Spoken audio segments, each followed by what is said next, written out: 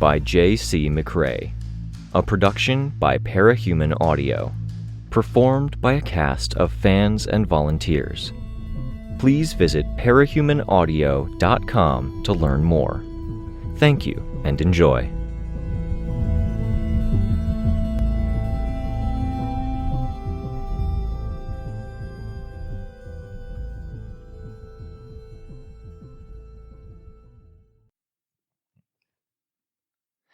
Arc 16, From Within, Chapter 8. Okay, Rein said. He was getting off the phone, and his statement came with enough finality that it made more than a few of us turn our heads. You got through? I asked. Talked briefly with Colt and Love Lost. Couldn't talk to Cradle, he's off in the wilderness, and they're really antsy about drop-ins to chat with Tinkers, since Tinkers are most likely to try something fancy. Probably for the best, I said. Might tip them off that we're trying something off the wall. Yeah, Rein said. I just said it had stuff to do with dreams, which isn't too weird since you asked for details on dreams earlier. Others resumed doing what they were doing, getting ready, with costumes on and low conversations. I had my own costume on, and Kenzie now wore her costume from the neck down, her helmet set to one side. It looked like she was trying something new, as a cross between her head-encasing helmet and the heartbroken masks. She still wore the visor across her eyes as she tinkered away on the keyboard. Above her, projected on the wall, was the short clip of the room's denizen moving from the darkness into the space at the center of the room, then into what Rein had labeled as Cradle's portion of the room. Precipice, Kenzie said, without looking up. The tool she held looked like a screwdriver, but sparked when she touched it to a circuit board. Walk me through the timeline again? Look out. Any dates you can tie to the costumes changing? Or when what you had on you when you went into the room changed? Anything? You're trying to apply logic to dream, Lookout. Yeah, duh? Kind of. We don't know what it's going to be like in there, but the way you talked about the room, you don't have powers in there? Not really, no. And powers from outside don't normally apply inside. I was haunted by Mama Mathers for a while, and she didn't have any hold on me in there. If this turns out that we're more like your usual dream self while we're in there than like ourselves out here, all you'll have is your stuff. Yeah, Rein said. Which is the theory we're going with. Drag everyone into the dream room and go from the room to the general shard space. But what if we can figure out the rule that determines if you can bring stuff in? Then you can bring in tinkering stuff, and we can figure out a battle plan. So let's focus and go back over stuff and see what maps out. She sounded so impatient, constantly frustrated. Don't be rude, Chicken Little said, quiet. Kenzie looked momentarily frustrated. Please, can we try, Precipice? I don't know what to tell you, he said. No specific dates. It went back and forth a lot. It's only recently that I stopped having the plastic demon mask with me when I appeared in the room. I wanted to ask Tattletale for her input, but she was wrapped up in a conversation with Sveta. I motioned to get her attention, and she glanced at me, nodding, without breaking stride in whatever she was telling Sveta. Rein continued explaining. Love Lost and Snag went to wearing costumes pretty quickly. No Tinker Tech exactly, but the housings stayed intact. Housings, Kenzie said, motioning for Candy to take notes. Love Lost's mask? Same general shape, but no tech. Snag had the arms toward the end, but they weren't Tinker-managed, and he left them behind when he approached the dais. Colt? I asked. If she's new, does she fluctuate more? Her clothes change some, but it's pretty minor. Does it match to what she wore that day? Rein shook his head. No idea. Probably not. She wears her own style of clothes, even though she's in the prison near the bunker with the prison-issue clothes. That leaves me with two ideas, just going off the usual shard stuff, I said. I had Kenzie's full attention, the other kids arranged around her, helping. Rein was nearby, too. Everyone else was getting ready, strapping in like they expected a fight, even though there was no guarantee we could put up any. Idea 1, it goes off self-image. Love Lost and Snag changed to wearing costumes because they quickly dove into the mercenary villain thing. Precipice keeps the Fallen mask because it takes him a while to let go of the guilt, self-image, how he was raised, whatever else. Did it go away when you fought Christine Mathers? A bit before. Okay, I said. I looked down. Well, that doesn't disprove idea 1. With this idea, Colt keeps her civilian clothes because her being in prison hasn't fully sunk in. If this idea applies, it might be worth meditating before trying this. Solidify a self-image in the mind. Works for breakers and some changers, where their form changes every time. Okay, Rein said. Kenzie groaned a little. I can't do anything with that. Idea 2 is that it's the agent's concept of us.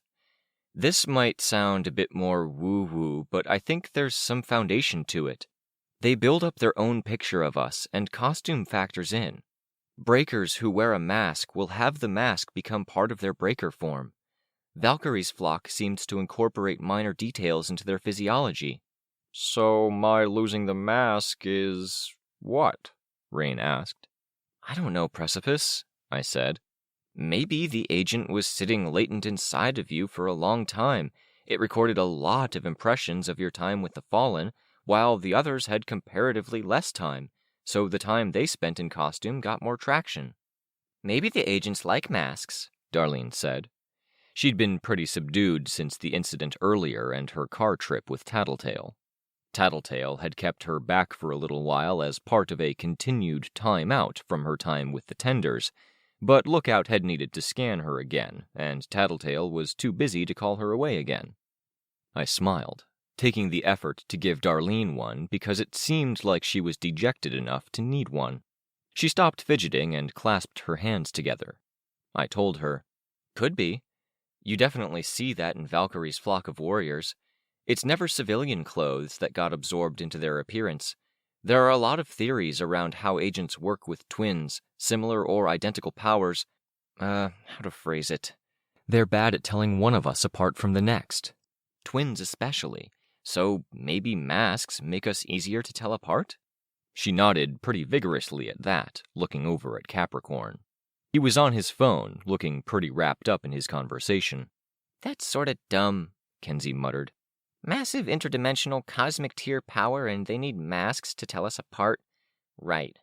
Take 2 grains of sand off a beach. How easily can you tell them apart? Does it help if you paint each one? I asked. Well, I'd love to know how I can paint each of us the right colors, Kenzie said. With not that long left. Focus on what you can do, I told her. Don't feel you have to cover every base. She nodded. The time had passed quickly.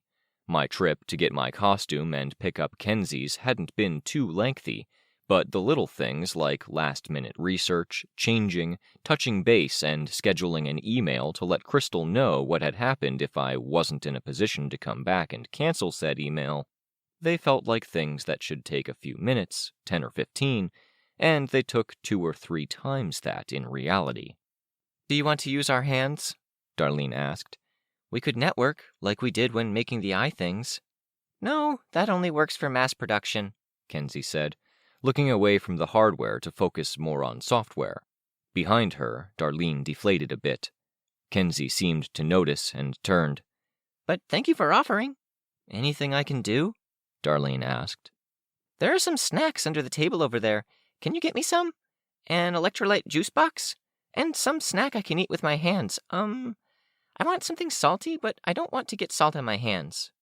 We'll figure something out, Darlene said, happy to be useful. Chicken Little went with her to go raid for snacks. Grab me something, Candy called out. Go, Kenzie told her.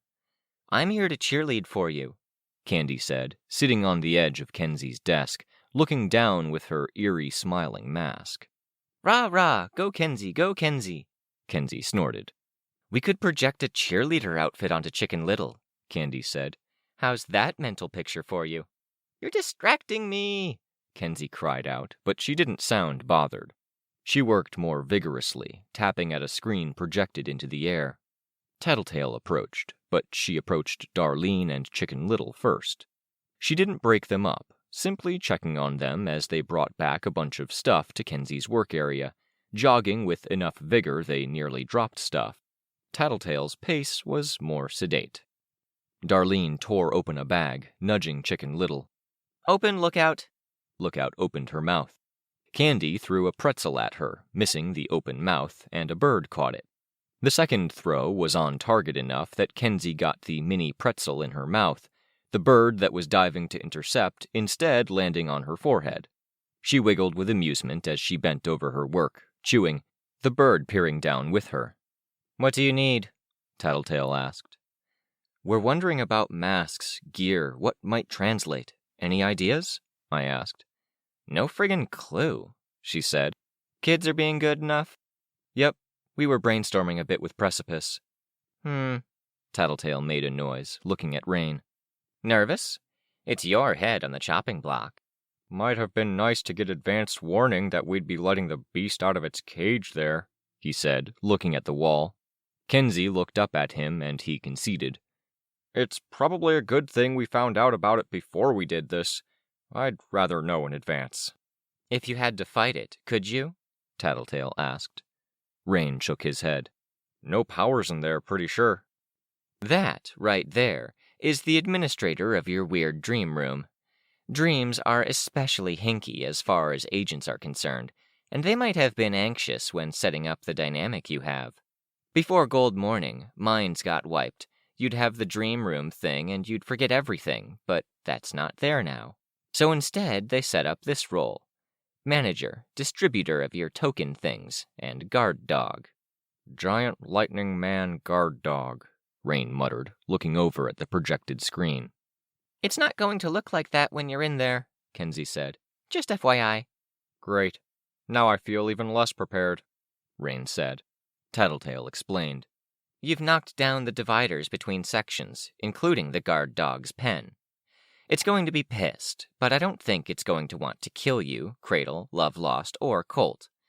Maim, maybe, and I don't know how that translates to you being awake, but you'll get more deferential treatment than Snaggletooth did." "That's a bit reassuring, I guess." "Nah," Tattletale said. "Don't be reassured. Because the walls are down and that thing isn't going to act by human standards. I'd say you have 50-50 odds that it comes after you, hard, to guard its corner, and it'll come after you tomorrow night, and the next night, and the next." "Oh," Rein said, and his voice was light, airy. "Oh, great." "That's if you and your clustermates are lucky. What happens if they're unlucky?" Chicken Little asked. "Maybe don't answer that," Rein said. "Something like Ash Beast," Tattletale answered it anyway. "I don't know who or what that is," Chicken Little said. "The human essentially gone, the powers at full, reckless capacity, always on. You get the part where you're repeatedly torn apart, but it's more of a 24/7, every second of every day than it is a once-a-night thing." I swallowed, looking at Rein. "What do I do?" Rein asked, very clearly steeling himself. "Couldn't tell you," Tattletale said, her voice level, almost bored. "Do what you were going to do, I guess. You white hats go sit in your cube, get transported in there, try to get your hands on the controls of this fucked up system we're all hooked up into. Do it before teacher gets set up and starts tampering with the shard space again. Do it before things start breaking down on the city-wide scale. Just, dodge or distract that thing while you're in there. Use the fact it probably doesn't want you or your clustermates dead. Shield your guests. Give them the opportunity to go for the goal." "Knowing it might tear me to shreds, physically or mentally," Rein said. "Snaggletooth ended up brain dead." "The alternative is that it's just you and it might do that anyway," Tattletale told him. "With that alternative, at least I don't put my team at risk." "You would be putting them at risk if you went the Ash Beast route," Tattletale said. I saw Rein clench all 4 fists, and not because he was ready to swing at Tattletale. Stress, strain. I spoke up. "What's your goal here, Tattletale? Because this feels a bit more like you're rubbing it in than if you were giving it to us straight." "I'm here on pure goodwill," she said. "And while I'm here, enjoying the chance to get a deeper look behind the veil."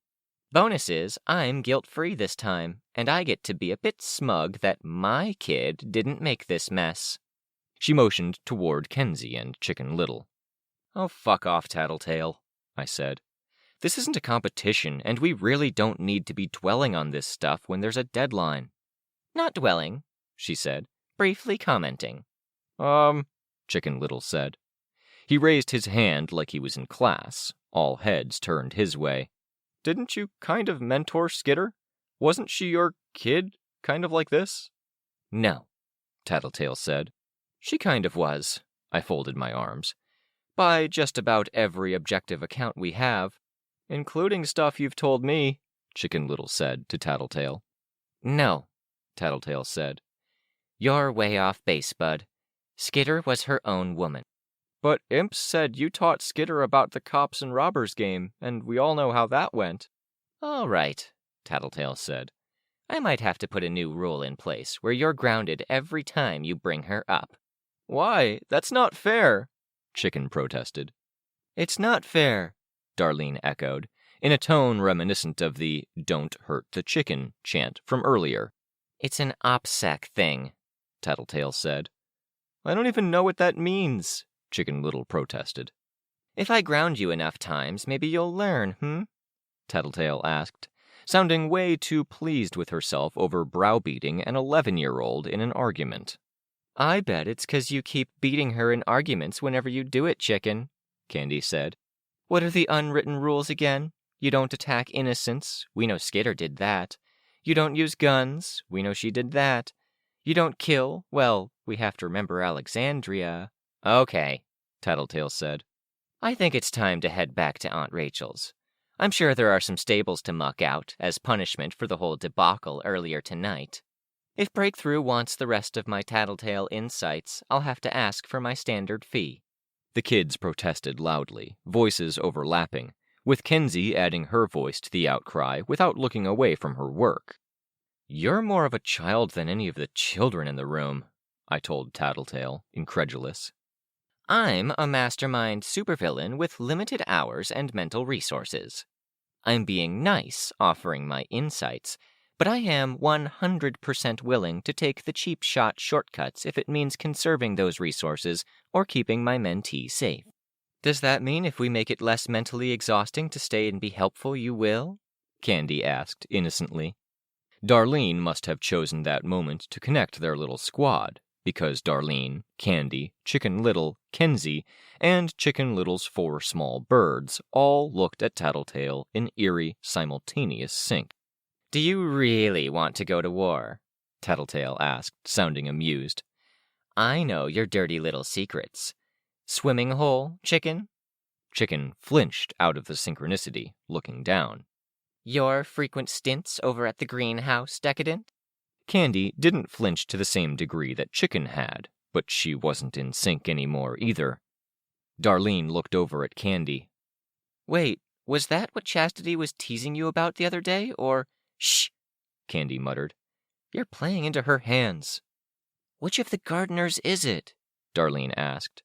Shh, Candy made the sound through clenched teeth. Tattletale folded her arms, silently gloating. Darlene, where do I even start? The nightmares or the twigs? Darlene might have broken the connection between the kids, because there was no sign of sync-up anymore. She slumped a bit. She'd already looked a bit dejected and crestfallen since the whole issue earlier in the night, but it was more pronounced now. I know about the nightmare, but twigs? Candy asked, barely audible. Darlene didn't answer. You're an actual child, I said to Tattletale. You try wrangling a whole family of heartbroken. Tattletale, Rein said, and his tone was clear and stern enough that it got our collective attention. Any other information you could provide would mean a lot, he said. He didn't look at her, but at the ground between them, his fists still clenched. I don't have a lot of cash, but I will pay if I have to, and I'll go into debt if you need me to. I'll pay you later if I can't pay your fee now. We can chip in, Chicken Little said, piping up. Right? Right, Darlene said, sounding a little less confident or willing. Tattletale sighed. You don't need to pay, neither of you. Thank you, Chicken Little said, quiet. Even if you could fight it, you're not going to kill it, Tattletale said, indicating the monster on the screen. It's going to bounce back from just about anything you could do to it. Prepare for it to have a few tricks up its sleeve, because it's an extension of a species that plays the long game and that knows we don't have it in us to permanently stop it. So don't underestimate it. Don't assume it's shown you everything it can do. I frowned. It isn't human, and it never was, she went on. Don't expect it to have human rationales. Do expect it to have a program it follows, a set goal that may or may not be 100% clear. It's going to be somewhat predictable, but powerful enough that the predictability isn't reassuring or an easy answer. Does it have weaknesses? Capricorn asked. He'd joined the conversation. Yep, I'm betting it can't go much further than the room. If you can get through that gap... Tattletale walked over to the projected image, where 2/3 of the room were cast into shadow before indicating the far wall. It can't follow? Rein asked. I'm thinking 90% odds it can't, Tattletale said. But you're going to find other stuff on the far side, a little less consistently solid, and from what Damsel said, it's going to be a bit like everything's gone breaker. They like structure, and they like redundancy, so expect details pulled from host awareness, specific and collective. When you don't have structure, you'll have vast amounts of connective tissue. Valleys that are simultaneously mountains? I asked. You got it, Tattletale said, sounding like she was having far too much fun. That stuff on the far side doesn't move far beyond its confines. Be ready to run. If your tricks to try to force waking up don't work, you just need to live for long enough to time out. Talking to Colt and Cradle, our best guess for how long we're in the room is a little under 40 minutes, Rein said. I couldn't help but glance at the clock. Eerie that he said that, and the clock showed 35:12, 35:11, 35:10, counting down. I adjusted the buckler at my left arm. Dinner's here, Kenzie said. It was Snuff, back from his errand, with bags bearing the unappetizing name of Roadkill. I walked over to Tattletale as she backed away from the diffused situation with the heartbroken. Chicken Little was unwrapping Kenzie's dinner for her, holding her burger out, while Darlene tried far too hard to be okay with it. In this moment, at least, with the stress of the clock hanging over her head, Kenzie seemed to be as happy as I'd seen her since Ashley had died. Tattletale, I murmured. The way you described things in that room sounded familiar. Yeah, she said. Fair warning, it's all educated guessing at this point. Very educated, but no guarantees. Sure, I said. I looked at the constantly replaying image of the thing emerging from the shadows. Is it an Endbringer? Nah, she said. Smaller in stature, more limited in scope. I realized I was holding my breath, and I didn't release it. I felt like there was a but coming. It's the same scaffolding, same construction material, similar principles, Tattletale elaborated. Thanks, I told her. You're not taking your kid in with you, are you? I looked over at Lookout. Wasn't planning on it, I said. Say something happens to your team, Tattletale said. I held my finger to my lips. I turned my head toward one of the more obvious cameras. She brought a hand up to her nose to scratch it, but then left it there, cupped over her mouth. Do you have any preferences, messages to pass on? People you'd rather see looking after her? I didn't see Kenzie acting strange. With Darlene crowding in to take over burger duty, Iden holding out a napkin to catch drippings, and Candy laughing at something, the group of them were probably a sufficient distraction that Kenzie wasn't monitoring my conversation with Tattletale. I covered my own mouth as I talked. If anything happens, contact the wardens. Dragon and Defiant can handle the tech side of things, but you'll probably need the heroes to get a handle on her. I'll waive my usual fees for handling contingencies if you're quiet about Chicken Little and his loose lips. I nodded. With that, Tattletale walked away. We have to do this, I thought. Then I had to amend my statement, because we'd already let the guard dog out of its pen. We had to do this.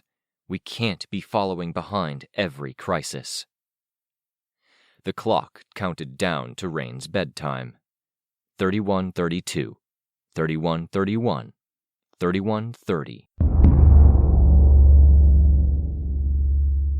2:15, 2:14, 2:13, 2:12. Don't try to control your breathing. Ignore all of that usual stuff about deep breaths or breathing in through the mouth and out through the nose, Sveta counseled. Breathe naturally. Don't get mad at yourself if you stop breathing naturally. Just move on, move forward, return to what we're focusing on. Sveta was the person to talk us through meditation, because she'd had to do it several times every day as part of managing her control. Our focus is on ourselves, Sveta said. Body image, the costume we wear, and what led to us getting the costumes we did. If your thoughts go outside of this area, bring them back in, but don't get mad at yourself, or the emotion will become the focus. You don't get anything from being mad at yourself. We are the clothes we wear. It was hard enough to bring myself to follow her general roadmap. So much of what I'd done because it hinted at or stood in stark contrast to things that were very fucking good at distracting me.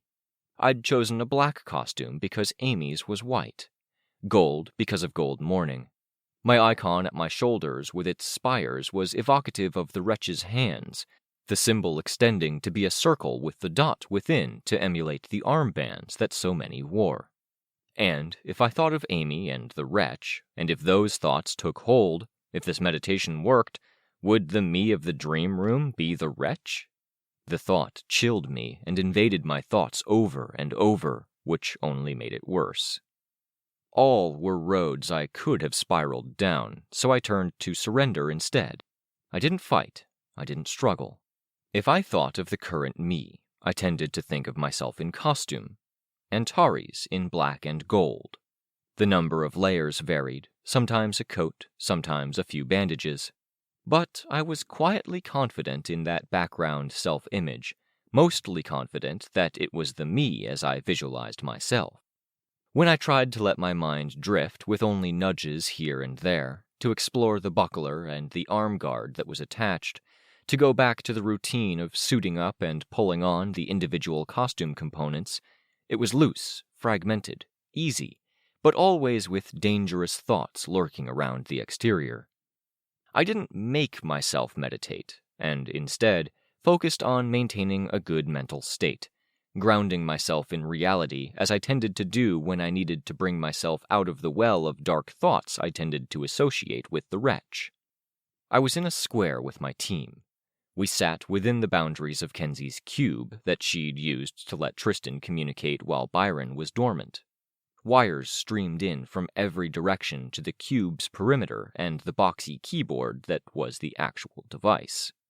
I peeked and saw Damsel fidgeting, bladed arms in her lap, the sharp inner sides of each blade turned upward. Each fidget was faintly audible as a metal-on-metal sound. Tattletale, Kenzie, and Kenzie's team were all on the far side of the room, giving us a wide, wide berth. Snuff and Sidepiece had left at our request, Snuff watching Sidepiece at Tattletale's instruction. If we were going to be collectively unconscious, then we couldn't have that unpredictable element out there. It was part of why we had Damsel in here with us. She knew the terrain, so to speak. Buckler, I thought idly. I imagined its dimensions, committed the weight of it to my mind. I thought of the zip of my top, the form-fitting nature of it, the feeling of boots being pulled on, uncomfortable and tight, then suddenly comfortable as my feet found the perfect fit waiting for them. The bottom of my foot imprinted on the material as much by hard landings and downward kicks as by any great amount of walking. I felt impatient. It didn't help that I had to feel like I was ready to jump into action the moment we ticked over, while trying to stay calm and steady enough that my costume-complete self-image held true. It felt like the clock should have hit 0 by now, and I was ready to voice a comment, asking if it had worked, if Rein was still with us, But first, I'd look at the clock. I turned my head toward the display. Voices cheered and jeered, and people bustled around me. Tinny noises and different music formed a cacophony of sound. Where? I took a step forward, and I realized I wasn't in control. The motion happened on its own, which was a good thing, because if I had been in control, I might have stumbled or fallen. My legs were shorter. The faces of girls running just in front of me, almost cutting me off. They were familiar, but this scene wasn't. I ran forward, reaching for a joystick, my hands going to buttons. The joystick was the standard ball on top of a stick, common to any number of the arcade cabinets around me. But this ball, it was orange with black stripes dividing it. A basketball. Even the motion of the hand on the joystick was familiar while the context was wrong. Down, down, down, selecting my team. 3 superheroes in basketball uniforms. "Victoria," my dad said. I twisted around, but the game was starting. A girl shoved her way in beside me. On the far side of the cabinet, other girls were there. 2 versus 2. "Just one game?" I asked, my attention divided. He looked so tired, so disinterested, but he smiled. My mom, beside him, managed to feign interest, but didn't smile. Amy sat off to the side, cheering loud enough to make up for both of them. "I'm good at this," I murmured. Emotions were unsteady, unsure, and small as they found their places in my chest. "I've practiced." "Focus on the game," the girl next to me said. She was my opponent, having butted her way in, choosing her own roster. She was bigger, square-chinned, naturally strong. Naturally good at the game, I soon found. I could have matched her, maybe. I had my own strengths, I'd studied, I'd put in the hours, and as my mom had said, it wasn't enough to have natural talents, you had to put in the effort too. I wanted to think I had both. I stole a glance, and I could see how they were barely holding on. Some people had approached them, talking to them because they were heroes. Everyone knew about them. They were cool. Even as they fielded questions from the crowd of parents and friends off to the side, they forced smiles, feigned interest, kept watching. My mom pointed, indicating for me to focus on the game. Down, down, down. The joystick mimicked the dribbling of the ball. I input the commands for a legendary half-court shot, a score. I chanced a look back and saw Amy there, cheering, pumping a fist. My dad mimicked her. My mom hadn't even seen. I had a flow going, a routine. The girl beside me elbowed me.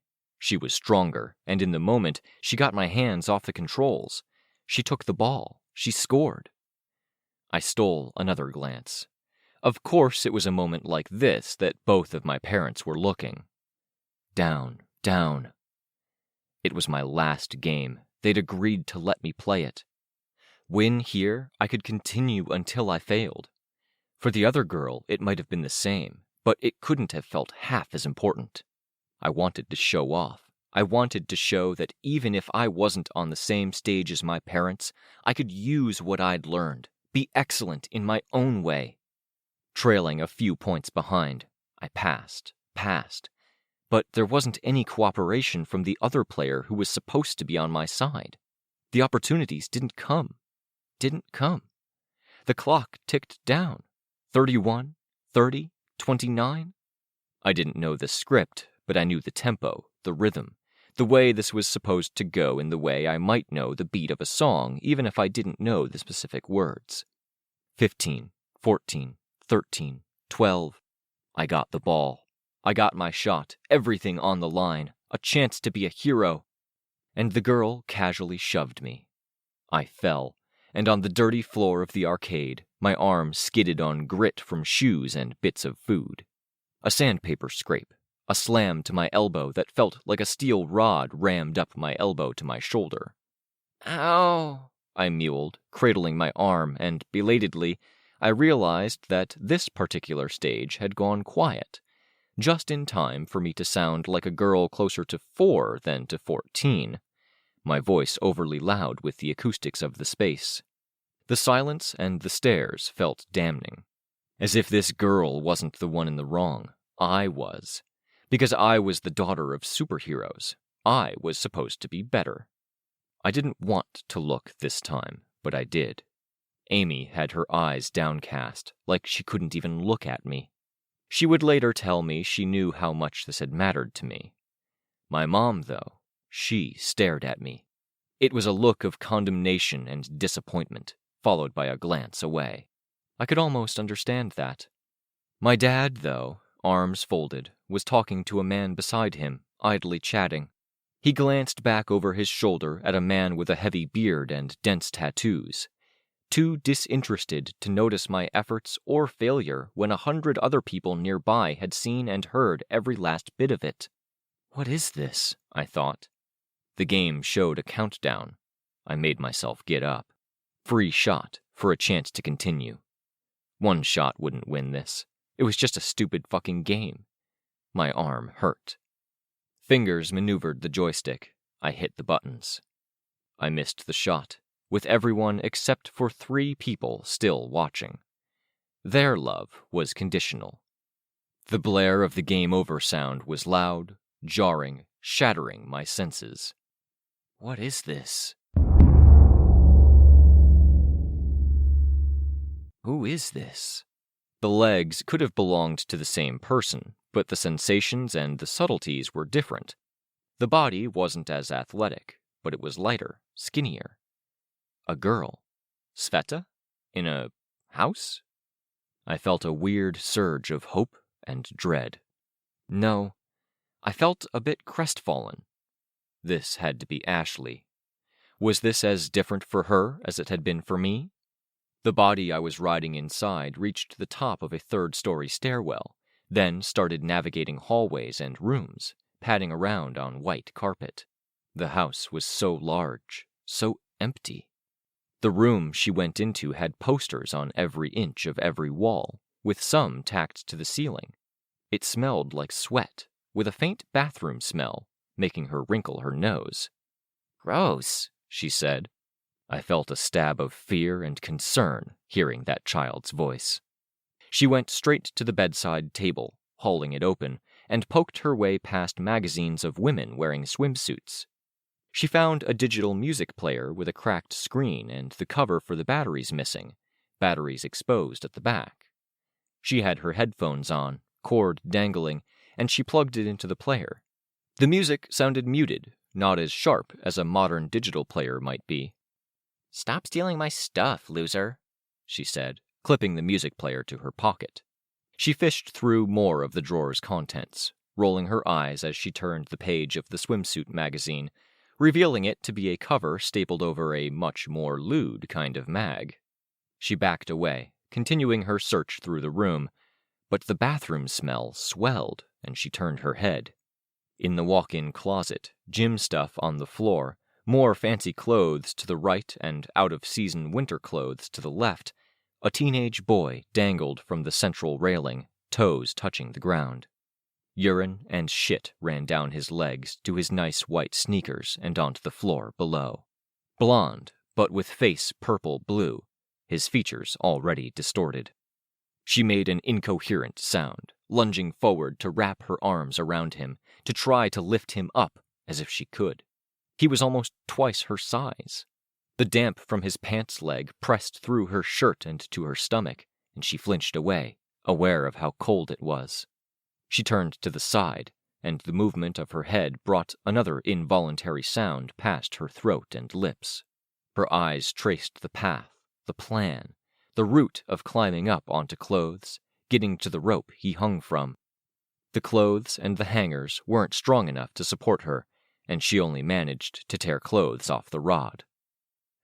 The actions were frantic, senseless, and each one seemed to punctuate the cold, grim reality. He didn't move. He didn't struggle. His skin was cold. She hit him, scratched him, as if somehow that could rouse him. Wordless, her throat choked, pain gripping every part of her chest and throat. Her fists balled up, and a strange sensation at her fingertips made her startle. She looked down, then startled again. her eyes going from the underside of her fingernails to the gouges she'd left in his arm. Skin balled up under her nails. She almost tripped over his things as she backed up, hand held out between them as if she could somehow back away from it too. Vision and breathing were incoherent, and there was a dazed, lost sensation as she stepped out of his room into the hallway and didn't even seem to know where she was. The hurt was constant, pressure on her chest, her head pounding, the bathroom smell lingering because her efforts to grab him had gotten some on her. "I'm sorry, Tattletale." The scene shifted, the path from her brother's bedroom to the phone not even committed to memory. She reached the phone, and she held her hand over the list of numbers.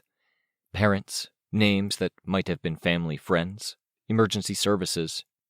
"I don't know who to call, Rex," she mumbled, and her voice was small, timid.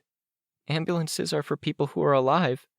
Police are for investigating deaths, but it's obvious who did it. I feel so stupid." Tears blurred her vision, and she blinked to clarify it, looking at the names. June Livesey. Fred Livesey. She didn't press the button. Quietly, she hung up the phone and headed out the door, head hanging. "If I'd been a bit sooner." Across the street, jarring in juxtaposition to the nice house and the nice houses on either side of it, was a shopping center. Lost, dazed, she started toward it, not even glancing either way to check for traffic. "I'm sorry." If Tattletale is here, then... The rocks and plants outside of the shopping center were exaggerated in size, and not because of the dream. They were exaggerated because this was a place that had been made before Gold Morning. As a larger group, they played on the rocks. "Hurry, Michael, Dimitri. There'll be time to practice jacking each other off later." The larger of the boys laughed, even while other kids jeered at him. The point of view dropped to the ground. "No need, Nadia," the large boy called out. "I've practiced, studied, and mastered that all on my own. I bet I could teach your dad some things, so he could please your mom for once." The jeering continued. Nadia laughed. There was a display board with swappable letters by the trees. Nadia began toying with it, putting vulgar words up there. Kids jeered and joked, topping each other, with comments about Dimitri's uncle and inventive approaches to dog breeding. Dimitri joked back. Motorcycles rumbled with a deepness that sank in, right to the belly, as bikes pulled in around the mall. Men with tattoos climbed off, heading inside. Some had masks, dressed up like demons. The point of view didn't join in, remaining quiet, face heated. Some other kids were scraping stones against the big rock in front of the mall to make drawings as vulgar as the words Nadia was putting up. Hands scraped rock against rock, leaving pale markings behind, to draw swirls, birds, fish. I know those swirls. "You're looking good, Nadia. Almost like you're a real girl," Michael teased. Nadia curtsied, plucking at the corners of her dress. She smacked her lips to blow a kiss. "And here I thought your family only had eyes for dogs." "You're the dog, Nadia," one of the others jeered, almost drowned out by Michael's laughter. The efforts to draw the birds and fish renewed, more vigorous, more violent. There were tears ready to spill forth that were quickly blinked away as a faint rain pattered down around them. There were more rumbles, more motorcycles joined by cars. "Maybe we should go in," someone said. The hand scraped stone against stone, hurrying. A hand gripping a branch to maintain a position, to finish the picture. Feet slipped. Then the fall, and a stunned darkness. Faces peering down, the pain, a disoriented jumble that came with a disorienting, slightly askew scene. I wanted nothing more than to hug my friend, but she was already slipping out of reach. "I'm sorry." The words were a faint croak, thin in the throat before the scene faded. Her entire body convulsed as she emptied her stomach's contents into the toilet bowl. The force of it was so violent she almost lost her grip on the toilet seat. Her hands were trembling, and her shoes didn't have the traction needed to stay beneath her. Side piece? She's not anywhere near us. Are you okay? A voice came from outside the toilet stall. She heaved, but she didn't have anything left to produce except for a dribble of fluid. Can I call anyone? No. Bodiless, only an observer, I could only feel a nebulous but profound moment of despair. The word was French. It wasn't side piece. The voice was so young, hoarse from the recent vomiting. Are you sure? You don't sound well. The hands that fished for toilet paper were so small, wiping around her mouth. She wasn't even tall enough to kneel by the toilet. That was why her shoes had slipped, had been necessary. She wiped at herself some more, then looked down, at a nice dress and hard shoes with buckles, more useful for being pretty than for any activity, let alone finding traction on bathroom floors. She hiccuped, and the motion was so close to the recent vomiting that her entire upper body convulsed, hurting a bit. It at least seemed to disturb the hiccup enough that she didn't hiccup again. I could call a doctor. No! The child cried out, and the word was outlined in fear. She hurried to reach up and find the door latch, opening it to find a concerned middle-aged woman there. Please, I'm okay. You don't sound okay, hon. Where's your mom? My papa is outside, she said in halting English. She went to the sink, standing on her toes to get water and wash her face, washing her mouth. I didn't want him coming into the girls' bathroom. Okay. Should I go find him? She shook her head. With damp hands, she wiped at her dress and then her hair. She half walked, half ran for the bathroom door, the fancy little shoes nearly slipping on the tile. A group of men with tattoos got in her way almost immediately. She shied back, waiting for them to pass, then saw the woman behind her and hurried forward, into the food court. A man, round-headed, round-bodied, bigger than any man she'd ever seen in real life, rose from the bench he sat on. Are you okay? He asked, his voice gentle, the words French but understandable. You ran so quickly for the bathroom. I'm okay, she said, clasping her hands in front of her. Every word French, but translated. Do you want to go home? I can drive you now. She shook her head, fierce, emphatic. Okay then, he said. He put out his hand. Looking back at the middle-aged woman, the little girl reached out and up, putting her hand in the man's. Do you want to try the arcade again? He asked. He indicated the arcade at one corner of the food court. A crowd of parents and onlookers was gathered. It looks busier than before, but that can be fun in its own way. She shook her head. No, thank you, Keith. Whatever you want to do, I want you to have the best time, he said. He gave her hand a squeeze. Thank you, Keith. Can we sit? Sit? Surely we can do something else. I want to sit, she said. She looked at his hand, and the squeeze she gave it seemed calculated, intended. The look up at the towering figure tremulous, unsure. Okay, he said. Here, I have an idea. Sit, wait there. She did, sitting at the table in a large food court, looking around her at the people, eyes lingering on families. Her hands touched her stomach, which was tender. She saw someone glance at her, and dropped both hands into her lap, clasping them together against the stiff fabric of her dress. It wasn't cold, but her hands shook. She saw Keith return, navigating the crowd, smiling at a mother and her kids. Her stomach flip-flopped when she saw what he held. He placed the cup of ice cream in front of her, then did the same with an ice cream cone, which had a paper holder to keep it upright. I wasn't sure whether you'd want a cone or a cup, so I got both. If you want both, I won't tell. He winked and she smiled, tremulous, unsure. She reached for the plastic spoon, and her stomach did another flip. You don't want it?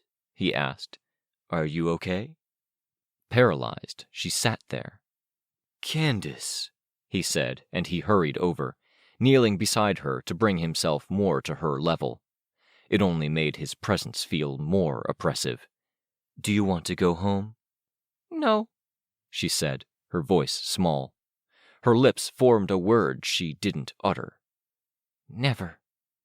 Candy, I'm so sorry you had to go through this. Candace, look at me. Obedient, she did. I am your ally.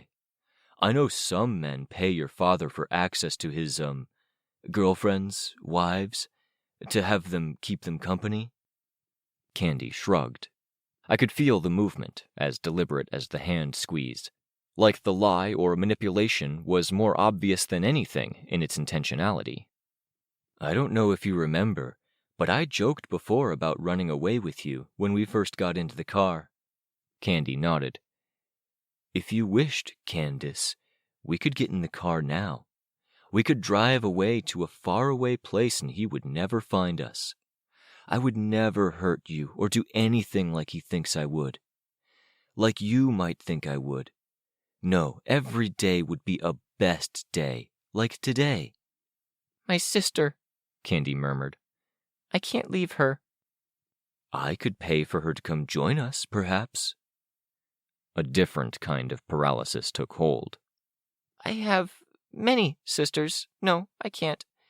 Even if not, I have to do what Daddy says. He said to listen to me, didn't he? She went stiff, nodded. Then I order you to listen to me. Tell me what you want. Yes? I want to sit here. All right, we can sit.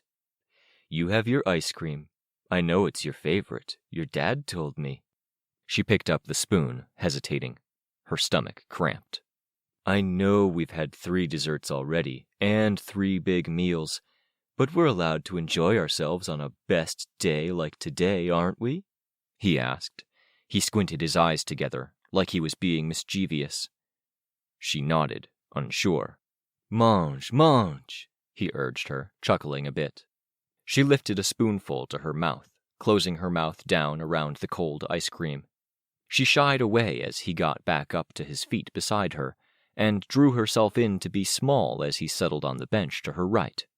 Her stomach hurting with every action, she lifted another spoonful to her mouth while he sat beside her, chin on his hand, looking at her like a fucking love-struck schoolchild looked at their crush, his hand on her back, rubbing. A tear ran down her cheek, and she hurriedly wiped it away, looking to one side to avoid letting him see.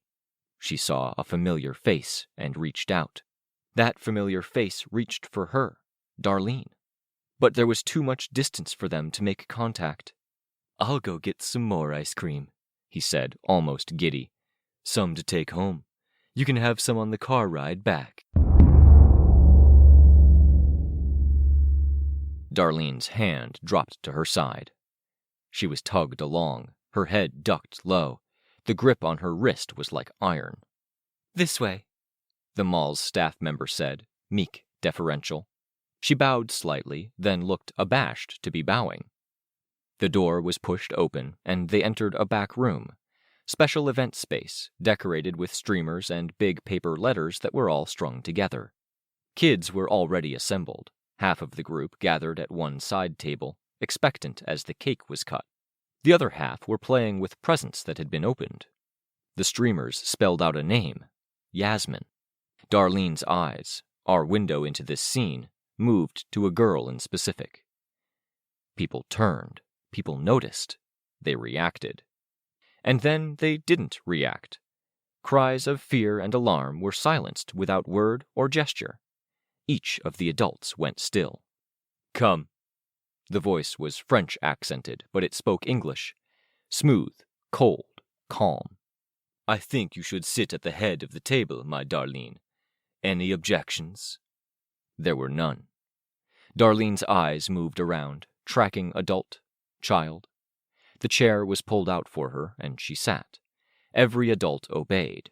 The children, however, were indecisive, frozen in fear that was wholly natural. Take down the other girl's name. You and you can watch the doors. Nobody leaves until my child has her birthday party. Sit, everyone. Darlene watched as Yasmin's name was ripped from the wall. His voice was loud and smooth in her right ear. He was quiet, but nobody present made even the slightest noise, so everyone heard. "Now, who do you like? Who likes you, She looked at a boy, blond, and saw his eyes widen in fear at the eye contact. The boy smiled. "Come, sit at the head of the table. You can be the prince for my princess. You will do whatever she asks of you." Darlene was stiff, frozen, staring down the length of the table. She shivered as she felt the boy next to her take her hand. "Now pick one, Darlene. Who do you like least in this room?" he said. His voice held the threat. "It is your birthday. This is your test. You will choose. Both your brother and your sister got their powers, and so will you. But you won't leave me as they did." Hands on her shoulders, a hand gripping her left, adults smiling all around her. She pointed at a boy at the end of the table. "Why?" He spat at me once. Said I smelled funky." "What shall we do with him?" Darlene was silent. "If you don't choose, I will, and I'm far crueler than you are." "Extinguish him," Darlene whispered. The chair skidded, the boy thrashed, fighting despite the fact there was nothing there. He fell from his seat while children all around the table shrieked and cried out. Then he went still. All around her, children looked shocked, stricken, horrified. They looked at her. "Look at their faces, Darlene," he murmured. "They never knew who you were, did they? Now they know the truth, and they will keep it with them forever. We will make decisions for each and every one of them today." Darlene nodded, eyes dropping. "We are family, my Darlene," he whispered. "That is all you will ever have or need, yes? Blood ties us together. Consanguinity." The detonation rocked the shopping center. People turned, looked, and saw the tattooed people standing on tables, standing on stairs to the upper level above the food court. Blue fire and shadows danced around them. The figure we rode in was another small body this time. A boy. Breaths huffed. He looked for help, support, and saw none. Alone, he was lost in a tide. People pushed him without even meaning to. "Imp!" he called out. "Aisha! Charlotte! Forrest!" There was no returning cry, or if there was, it was drowned out. The people around him increased by the second. But they reached the end of the long hallway with the big exit sign above it, and they stopped there. They didn't open the doors. People pressed in. He stumbled, falling, and he saw the people running at him, so fast it was clear they wouldn't stop. A large figure put himself between the boy and the people. A man with a thick beard, old-fashioned glasses, a piercing in his nose, and kind eyes. Snag.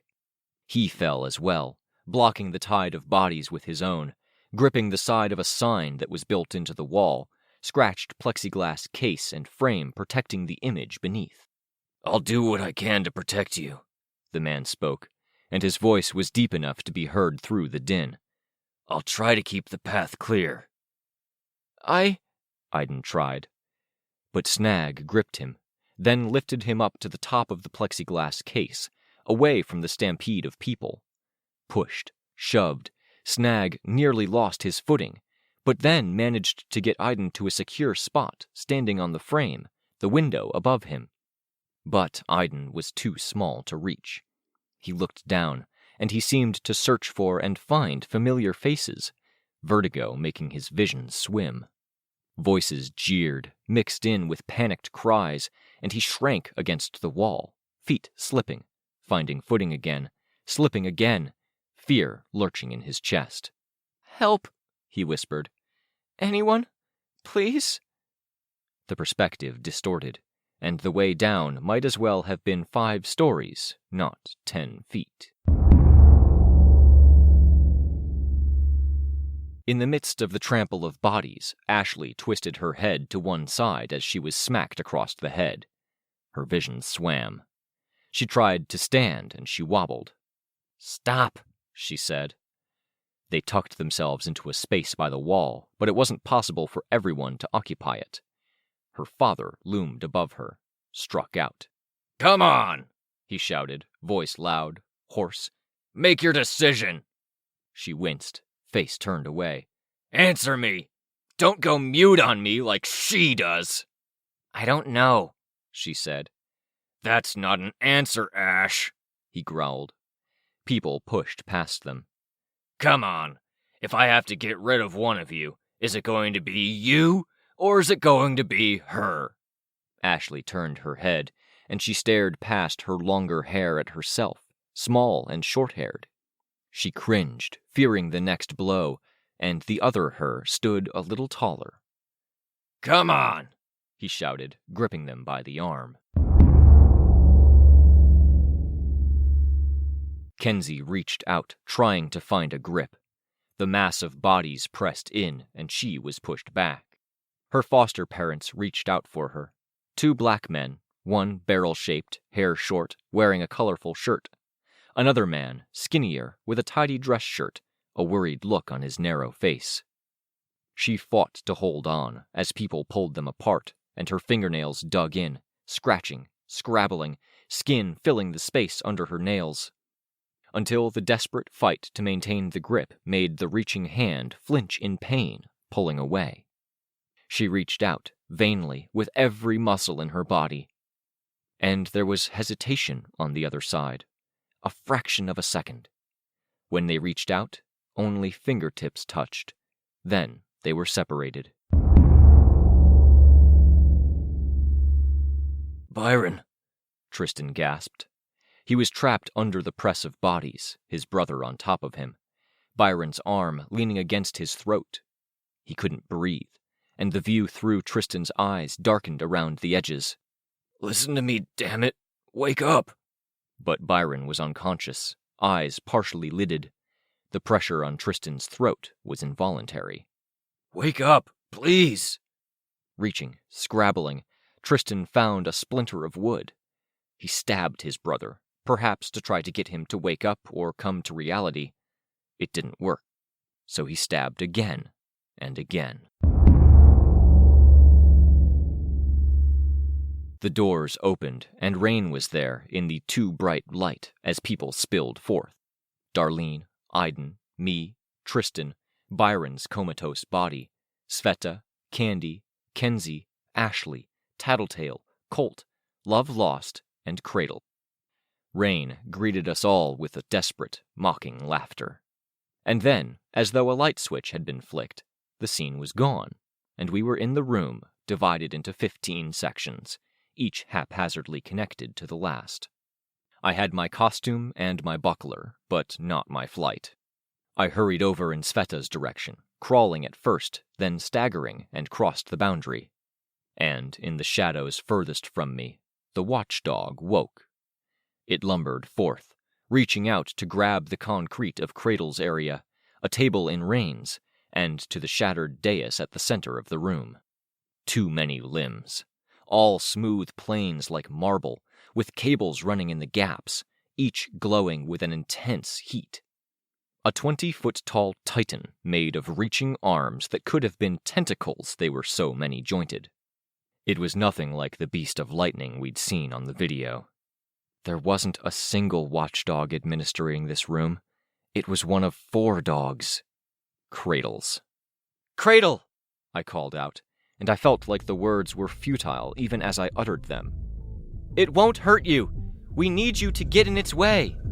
All around us, the others were still reeling from reopened wounds. They were slow to move, and the many-handed beast was quick.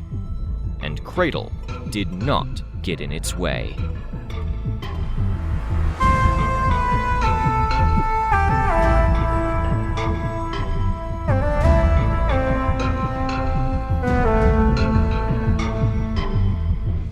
This was a production of Ward by Parahuman Audio.